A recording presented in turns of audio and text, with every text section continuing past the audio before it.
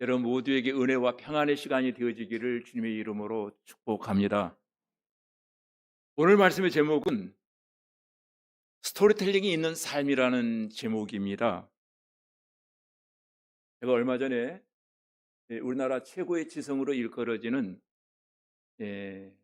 이어령 선생님의 마지막 수업이라는 책을 읽던 중에 아주 많이 감동을 받아서 잠시 그 내용 중에 하나를 여러분에게 소개해 드리고 말씀을 시작하려고 합니다.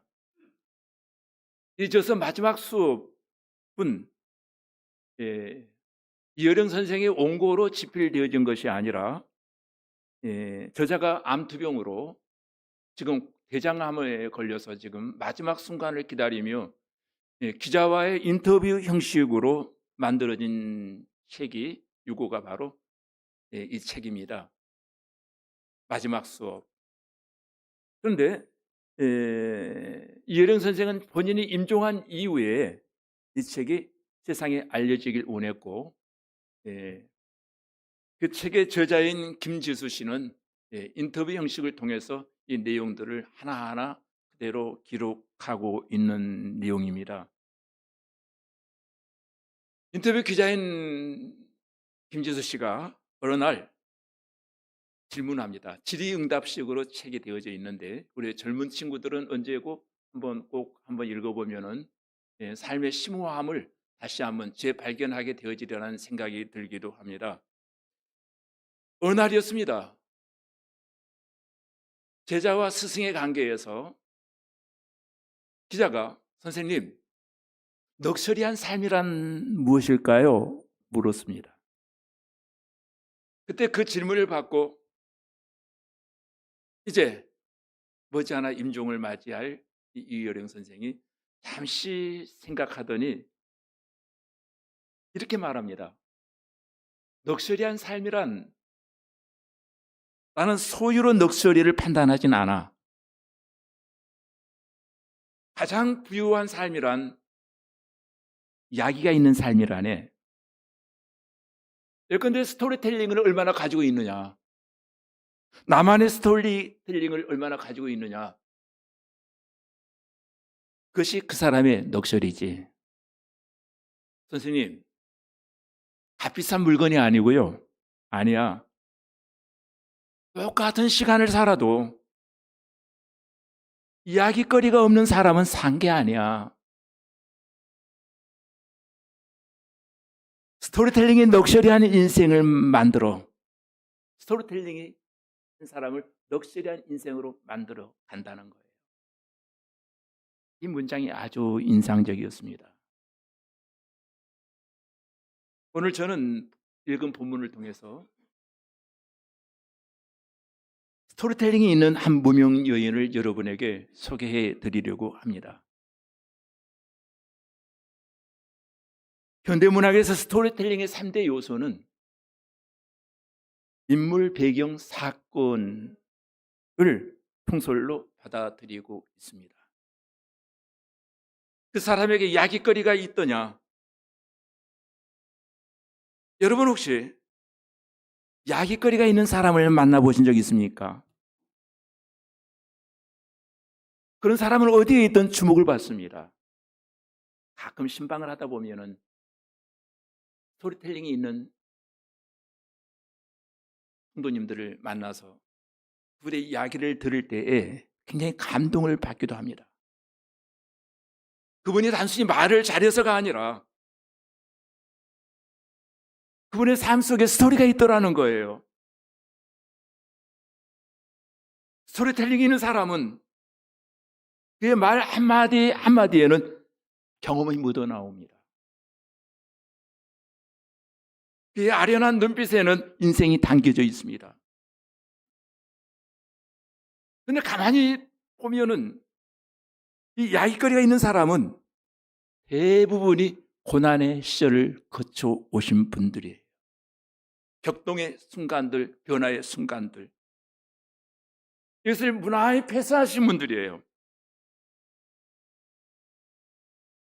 극적인 순간들을 통과하면서 새로운 길을 발견했기에 지금 이야기할 수 있는 거예요. 당당하게.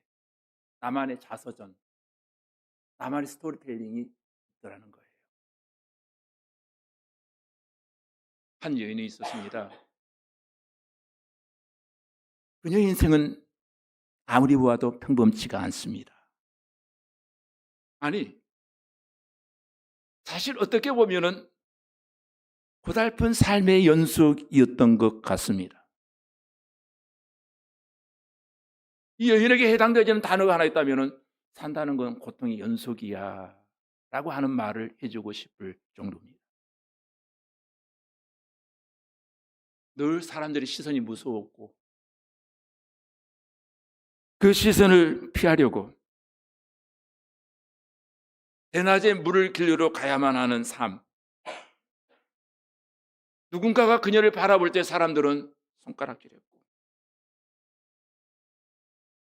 그럴 때마다 이 여인은 자신의 존재를 숨기고 싶어 했습니다.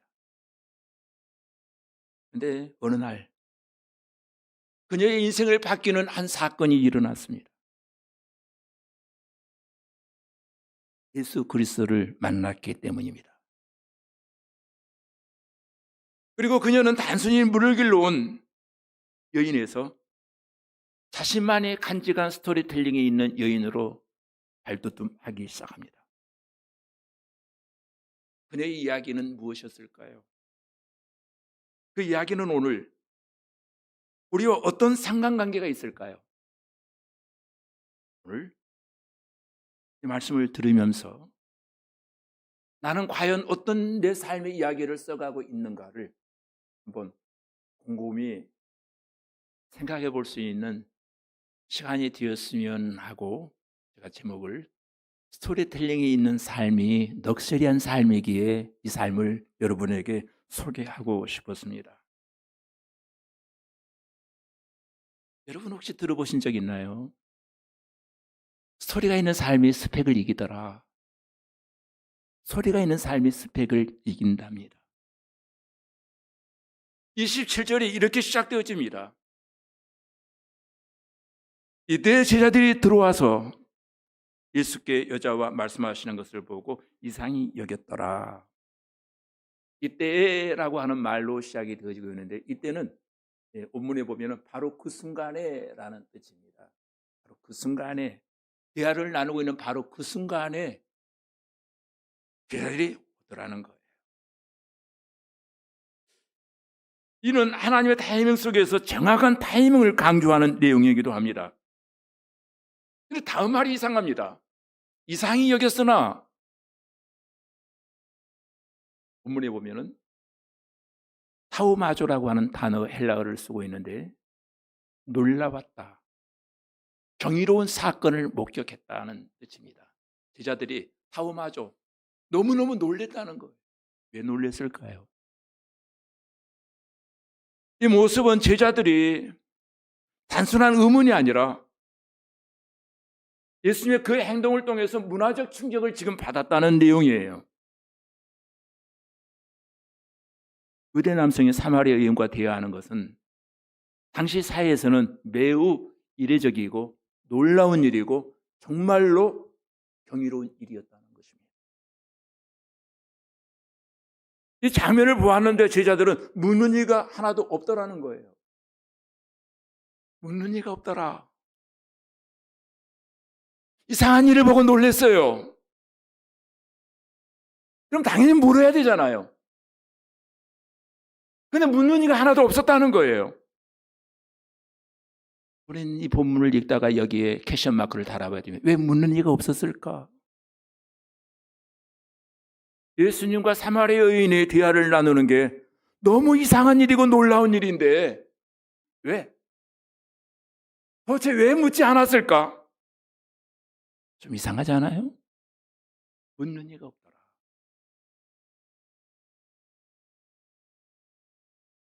제자들이 참을성이 많아서일까요? 아닙니다. 전혀 아닙니다.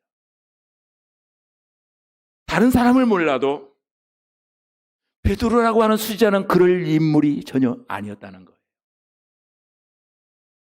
그렇잖아요. 성격 급한 궁금한 것이 있으면 앞서기 좋아하는 그는 참을성이 있는 그런 사람은 아니었어요. 그럼 좀 더 정확하게 제자들이 묻지 아니한 이유는 바로 그겁니다. 예수님과 사마리아 여인과 대하는 모습을 보고 그 자체를 보고 제자들은 마음이 상해버렸다는 거예요. 왜 그러시지 예수님이? 소위 말하면 시험 들었다는 내용이에요. 그러지 않아야 될 분이 그분과 대화 나눔 보고 시험 들어버린 거예요. 이 문제를 이야기해서는 본문을 이야기해서는 당시 시대적 배경을 조금 다시 한번 우리가 알아야 됩니다. 그 시대는 유대인과 사마리아인은 상종하지 않는 관계였습니다. 특별히 말을 섞으면 안 되는, 대화해서는 안 돼요. 그 당시에 불문법이었습니다. 그런데 예수님이 사마리아 여인, 게다가 그 여인과 대화를 하시다니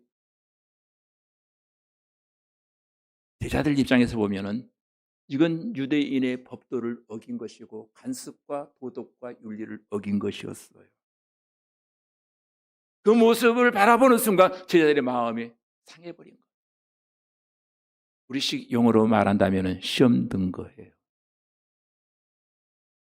너무 이상하지만은 시험 드니까 묻지를 않았어요. 대화하고 싶지가 않았어요. 예수님과. 모든 사람들은 자신이 살고 있는 그 시대의 문화의 영향을 받는 것은 어쩔 수 없는 일입니다. 누구라도 그 시대의 유행과 문화의 영향을 받게 되어 있다는 거예요. 그러나 우리가 정말로 내가 인격적인 하나님을 만났다면, 내가 예수 그리스도 안에서 구원받은 삶을 살게 되어진다면, 적어도 예수 만난 이후, 구원받은 이후의 삶은 그분의 생각에 내 생각을 맞추어야 된다는 것입니다. 내 뜻이 아니고 그분의 뜻대로 살려고 우리는 몸부림치는 생각과의 싸움이 그때부터 시작이 되어지는 것입니다. 말은 우리가 몸담고 있는 시대의 유행과 문화를 뛰어넘어서야 된다는 거예요. 적어도 신앙을 가졌다면은. 그러나 제자들은 그렇지 못했습니다. 그들은 예수님의 제자로 예수님을 따른다고 말하면서도 따르긴 따르는데 자신의 생각을, 자신의 관습을 조금도 바꾸려고 하지를 않았습니다. 맞습니다. 그들이 살아온 문화적 배경에 의하면 사마리아 사람들은 종교적으로 부정한 사람들이었습니다. 물그릇 하나를 공유하는 것까지도 있을 수 없는 일이었습니다. 그런데 지금 공유해서는 안 될 사람과 함께 있는 예수님의 모습을 바라봅니다. 마음이 상한 그들은 예수님의 그 행동을 받아들일 수 없다. 이렇게 보면은 나와 다른 사람을 용납하지 못하겠다는 것과 똑같은 내용이기도 합니다. 바로 여기에 우리를 향한 숨은 메시지가 여기에 담겨져 있습니다. 어쩌면 그 시대를 살았던 제자들의 모습이 오늘 저와 여러분의 모습일 수도 있다는 거예요. 교회는 열심히 출석합니다. 나름 신앙이 있다고 매일 기도하며 삽니다. 그런데 교회는 출석하고 기도는 하는데 하나님과 전혀 다른 생각을 품은 사람들이 얼마나 많은지 모른다는 거예요. 주일날 교회 나왔습니다. 적어도 한 번 정도 하나님의 이름을 부르며 기도도 할 것입니다. 내 마음 중심에는 신앙생활을 하는 이유는 주님이 걸어가신 그 발자취를 따르겠노라고 우리는 고백한 사람들입니다. 근데 고백 따로 삶이 따로다는 것. 주님을 따르겠다고 말하면서도 우리는 여전히 지방색을 뛰어넘지 못합니다. 정치, 정당 이야기만 나오면은 그가 그토록 자랑했던 신앙심은 일거에 무너져 버립니다. 자기 스스로를 진보와 보수라고 하는 틀에 자신을 가둬버립니다. 진보와 보수의 갈등이 일어날 때에 과연 내가 믿는 하나님의 생각은 무엇일까? 하나님의 고민, 하나님의 관심은 무엇일까? 고민조차 해보지 아니하고 신앙은 온데간데없고 내 마음속에 남아있는 것은 내가 추구하는 보수가 남아있다든가 진보만 남아있다면 예수는 온데간데 없습니다. 예수님을 믿는다는 것이 무엇입니까? 예수님을 닮아가겠다는 거 아닙니까? 아니, 자녀가 부모를 닮는 게 당연하듯이 우리가 정말로 진짜 신앙생활 한다면 우리의 모습은 시간이 지나고 날이 바뀜에 따라 하나님을 닮아가야 되는 거 아니에요? 내가 믿는 하나님의 속성은 그 하나님은 어떤 분이신가? 그분이 원하시는 것은 과연 무엇일까? 온 인류를 이처럼 사랑하신 하나님, 하나님에게는 경계선이 없습니다. 좀 더 주도 면밀하게 요한복음을 읽다 보면은 3장과 4장에서 다른 부분을 우리가 발견하게 되어집니다. 3장에는 니고데모라는 남자가 나옵니다. 4장에서는 소위 말하는 별 볼 일 없어 보이는 한 여인, 사마리아의 무명 여인이 등장합니다. 이 3장과 4장 사이에 놀라운 차이점이 하나 있습니다.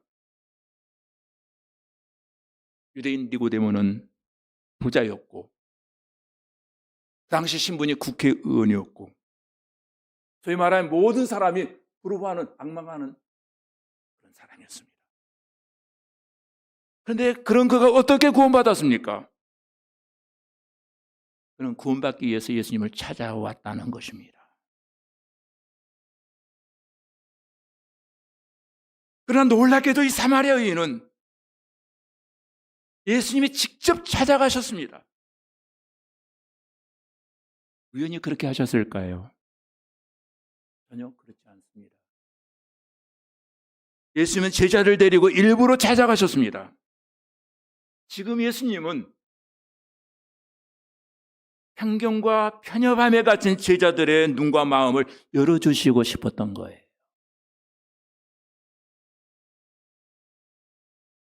지금의 만남과 사건을 통하여 하나님의 마음을 계시해 주고 싶었어요.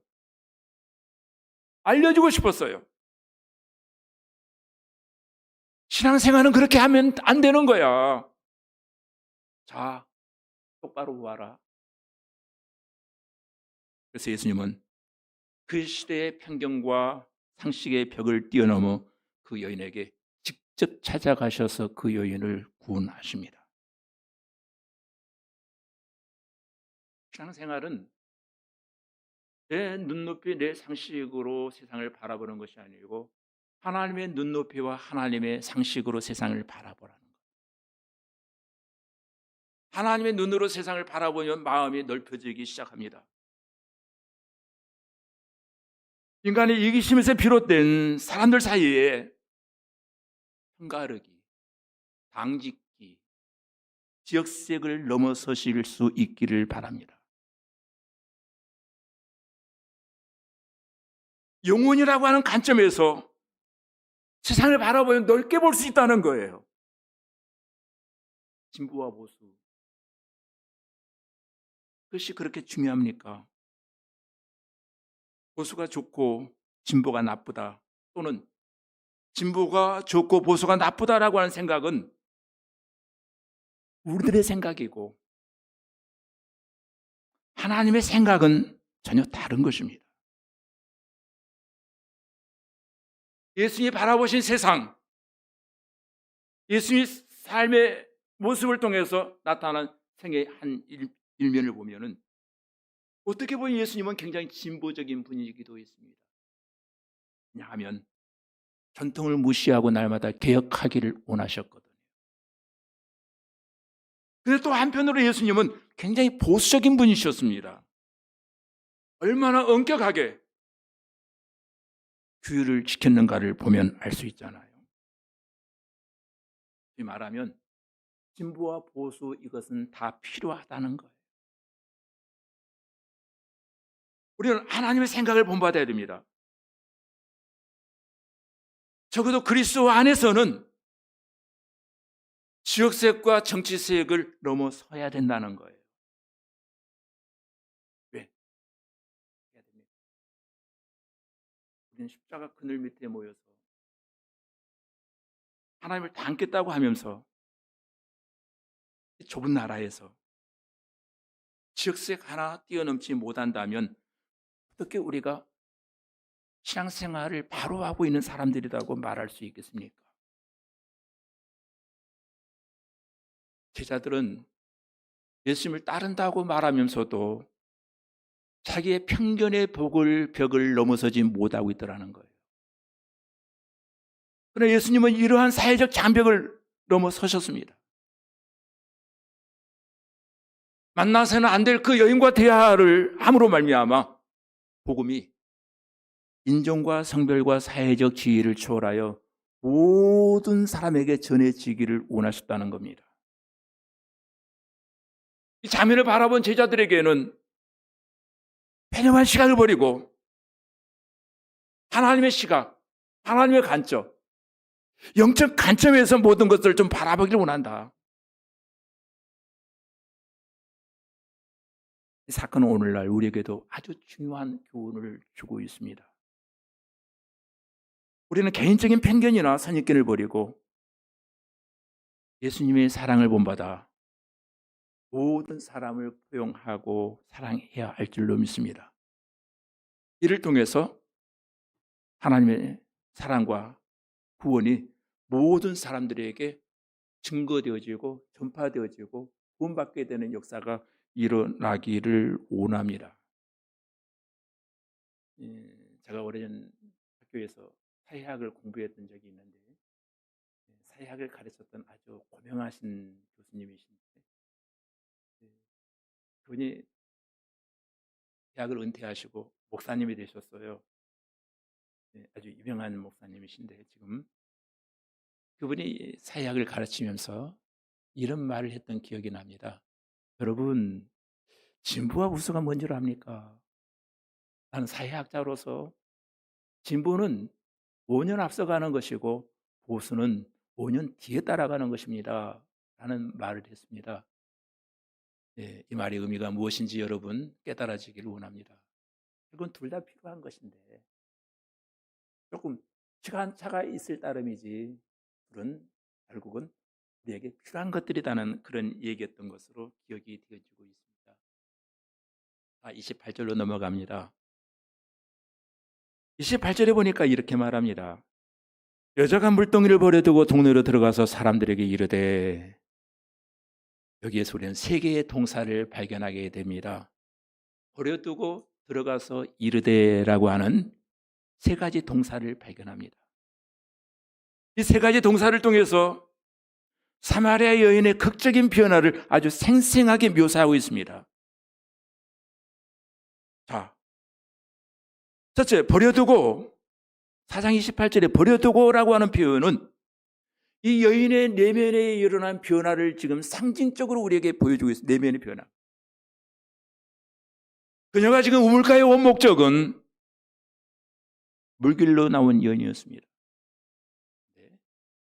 물길로 나온 여인이 인생의 최고의 목적은 물이 필요하다는 것이었어요. 그녀는 물을 길로 왔지만은 예수 그리스도를 만나고 난 이후에 더 중요한 영적인 깨달음을 얻게 되었다는 거예요. 그래서 물동이를 버려두고 라고 하는 행동은 그녀가 일상적인 필요를 뒤로하고 새로운 사명을 향해서 지금 나아가고 있다라고 하는 것을 보여주고 있습니다. 그런데 재밌는 것은 요한복음에 보면 물동이의 이야기가 2번 나오잖아요. 요한복음 2장에 보면은 가나 혼인잔치에 물동이가 나옵니다. 항아리가 나오죠. 물 항아리가. 근데 물 항아리가 나오고 4장에서는 버려진 항아리가 나옵니다. 이는 이전에는 물동이 의저에 살았던 그 여인이 이제는 그것을 내려놓고 예수님을 통해 새로운 삶의 방향을 찾았다는 거예요. 이 버려두고라고 하는 단어를 조금 더 실감 있게 이해하려고 하면 본문 성경에 보면은 아피엠이라고 하는 단어를 쓰고 있습니다. 버려두고 아피엠이라고 하는 것은 이혼하다라는 뜻이에요. 물동이가 이혼했대요. 네, 여러분 절대 이혼하지 마십시오. 근데 여인은 예수 그리스도를 만난 이후에 그날 물동이가 이혼해 버렸다는 거예요. 일단 물동이는 필요 없다. 완전히 나는 오늘 물동이와 헤어진다. 이 말이에요. 그리고 들어가서 요한복음 4장 28절에 보니까 들어가서라고 하는 말은 이 동사가 여인의 행동이 개인적인 차원을 넘어 공동체 확장으로 연결되어지고 있습니다. 피하고 싶었던 그 장소, 자기를 조롱하며 손가락질했던 그 공동체를 향해서 들어가서 왜 들어갔을까요? 내가 만난 예수 그리스도를 증거하고 싶었다는 거예요. 내가 만난 예수를 동네 사람에게 알려주고 싶었다는 거예요. 그것은 그 여인의 내적인 변화가 얼마나 큰가를 우리에게 보여주고 있습니다. 그녀는 이전에 사람들을 피하고 혼자 우물가에 사는 애로운 여인이었습니다. 예수 그리스도를 만난 이후에 이 여인은 더 이상 애롭지가 않았습니다. 담대하게 동네로 들어가서 자신의 경험을 간증하기 시작합니다. 들어가서라고 하는 표현,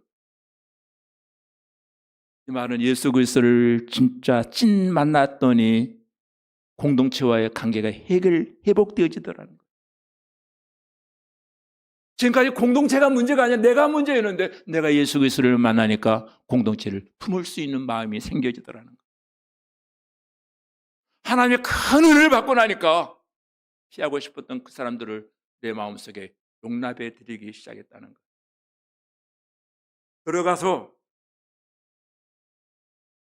여러분 심령의 예수 그리스도를 만나면 피하고 싶었던 그 사람 그 공동체에 들어가서 만나고 교제하고 나누는 역사가 긍정적인 변화가 여러분에게도 일어날 줄로 믿습니다.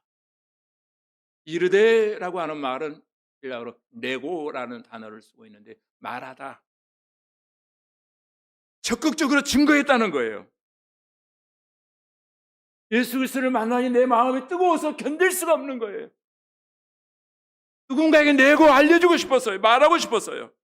숨길 수가 없어요. 알지 못하는 이들에게 이 기쁜 소식을 알려주고 싶었어요. 확신이 넘쳐납니다. 그녀는 말합니다. 내가 행한 모든 일을 아시는 그분 와보라 하면서 그가 우리가 기다리던 메시아가 아니냐, 그리스도가 아니냐.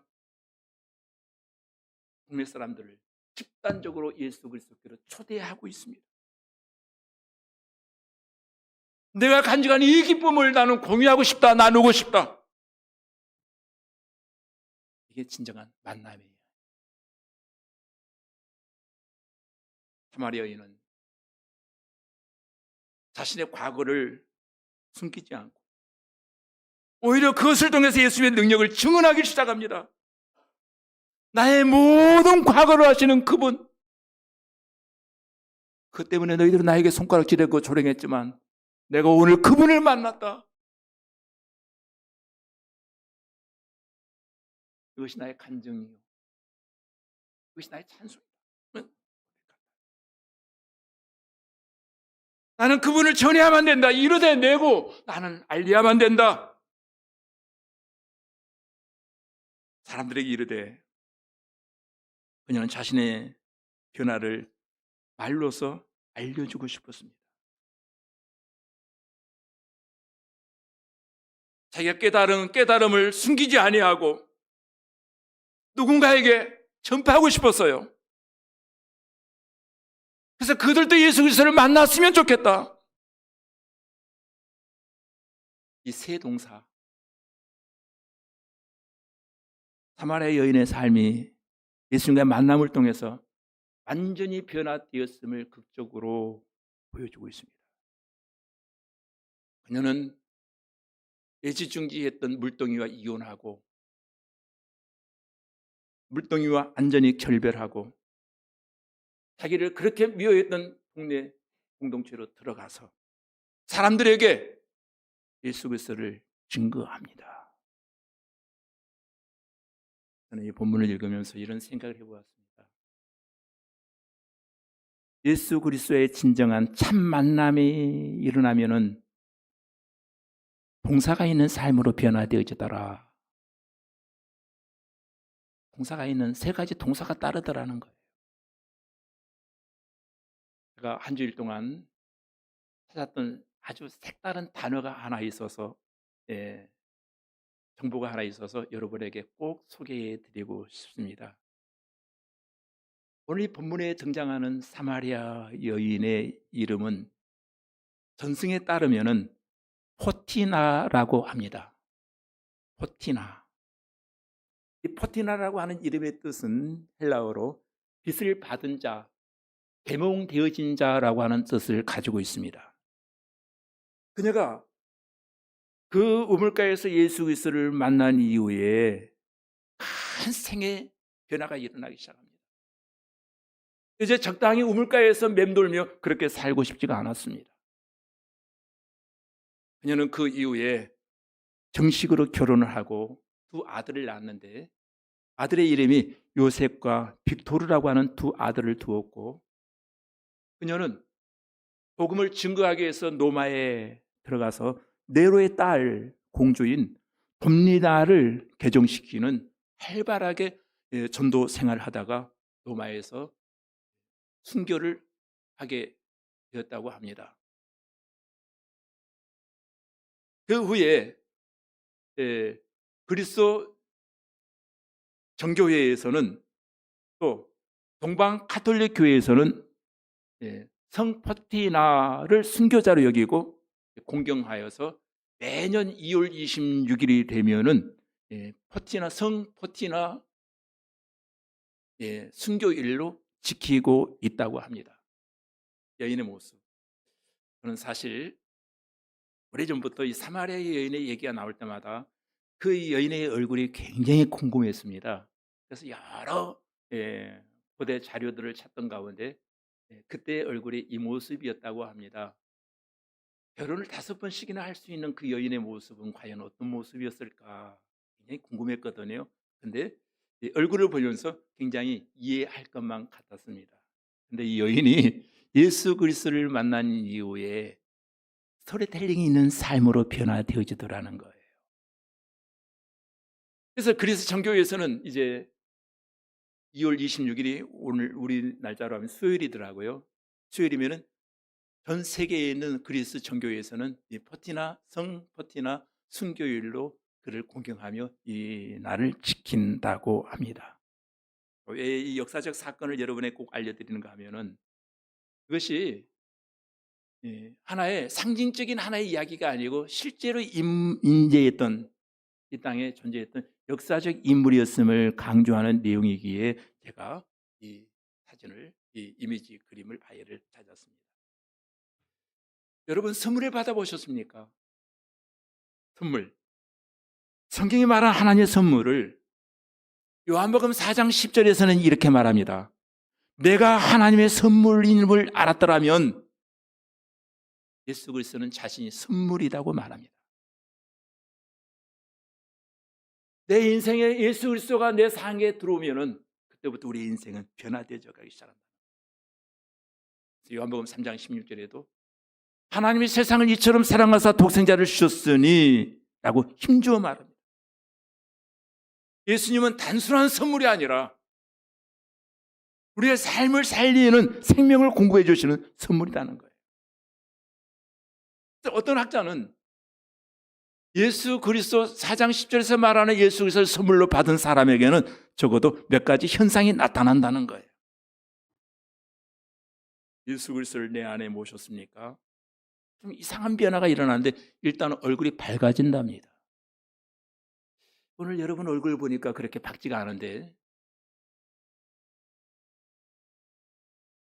참 이상합니다.